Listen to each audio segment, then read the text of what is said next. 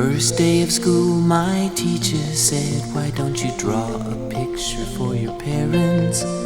So I drew a picture of an alligator and I named him Terrence.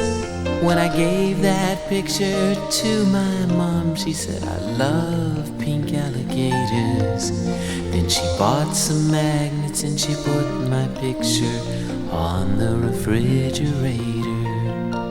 And she said she put it there so that everyone would see how much she liked my picture and how proud she is of me. Now when the teacher asks me why a drawing takes so long, I said, 'cause it's a refrigerator picture for my mom. Refrigerator picture for my mom.